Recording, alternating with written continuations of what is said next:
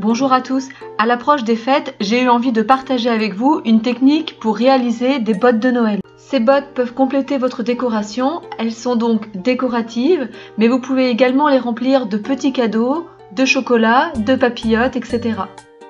Voici le matériel que j'ai utilisé. Un magazine et un bol, un tissu à motif, un tissu uni et de la polaire, des carrés de feutrine de différentes couleurs, une paire de ciseaux, une règle, un mètre ruban et un feutre, des motifs trouvés sur internet et imprimés sur une feuille, ainsi que des petits accessoires comme des boutons, des rubans, des perles, etc. Du molleton, un pistolet à colle et une machine à coudre. Tout d'abord, j'ai récupéré les pages centrales du magazine pour réaliser un patron constitué de deux rectangles. Le premier rectangle fait 39 cm de longueur par 17 cm de largeur. Puis sur l'un des deux petits côtés, j'ai utilisé un bol de 15 cm de diamètre pour tracer un quart de cercle et ainsi créer un arrondi à ma botte. Ensuite, j'ai tracé un second rectangle de 22,5 cm de longueur par 15 cm de largeur.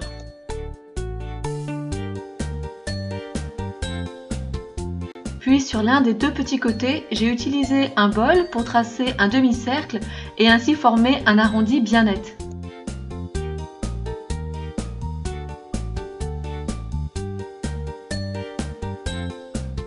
Puis j'ai assemblé les deux rectangles que j'ai maintenus avec du scotch.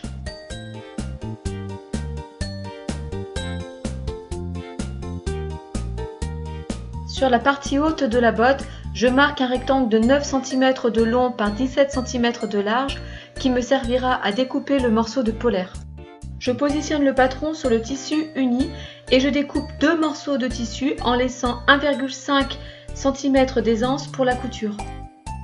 Je fais la même chose pour découper le morceau de molleton. De la même manière, je découpe un morceau de tissu à motif et un rectangle de polaire pour former le haut de la botte. Je commence par assembler et coudre le tissu à motif et la polaire endroit contre endroit.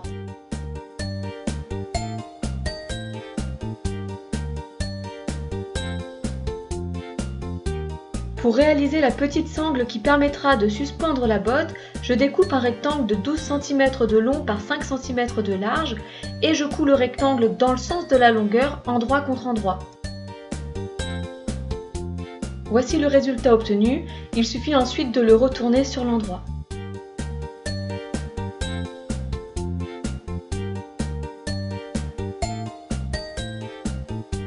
Il est nécessaire de plier le rectangle en son milieu pour doubler la sangle. Pour assembler toutes les pièces ensemble, je procède par étapes.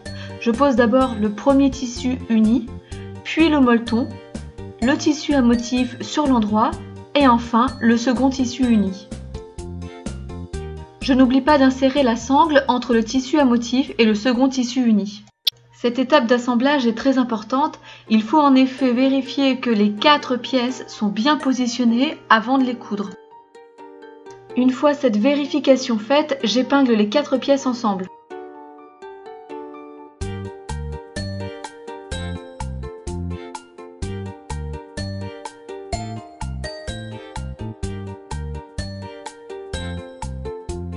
Et je commence la couture avec un point droit à 1,5 cm du bord.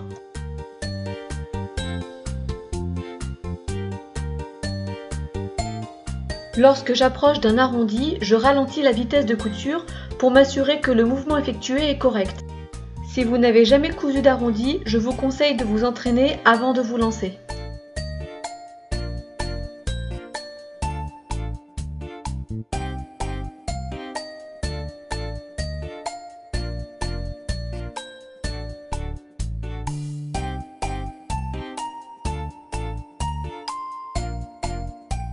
Une fois la couture terminée, je viens découper les surplus de tissu et de molleton pour dégager les bords et les angles.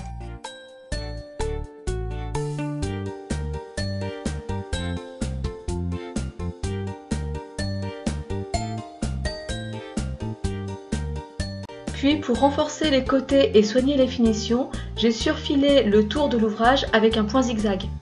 Je n'ai pas filmé cette étape car elle est optionnelle. Maintenant, il ne reste plus qu'à retourner l'ouvrage par le haut de la botte qui n'a pas été encore cousu.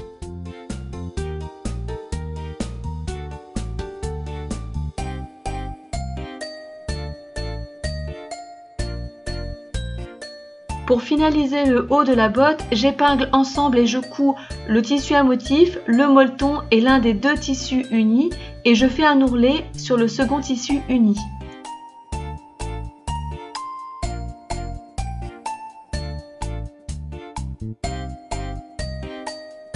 Je viens piquer au plus près du bord avec un point droit.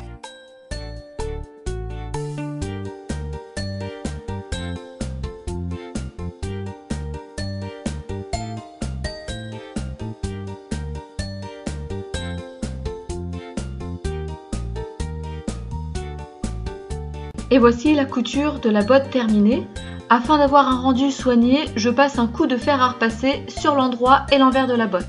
Je m'attaque maintenant à la découpe des motifs qui seront collés sur la botte. Ici, il n'y a pas de règle. Vous pouvez choisir les motifs, les accessoires et les couleurs qui vous plaisent. Moi, j'ai choisi de faire un sapin de différentes tailles et de différentes couleurs et d'écrire en lettres stylisées le mot papa. Je découpe donc un sapin dans un carré de feutrine vert clair en suivant le patron. J'aime bien la feutrine car c'est assez facile à travailler et c'est assez joli pour faire des décorations d'enfants et en plus ce n'est pas très cher. Ici le carré de feutrine aux dimensions A4 m'a coûté 1 €. Je procède de la même manière avec les autres motifs que j'ai découpés. Une fois les motifs de feutrine découpés, je les dispose sur la botte pour voir si le rendu final me plaît. Puis je viens coller chaque motif l'un après l'autre.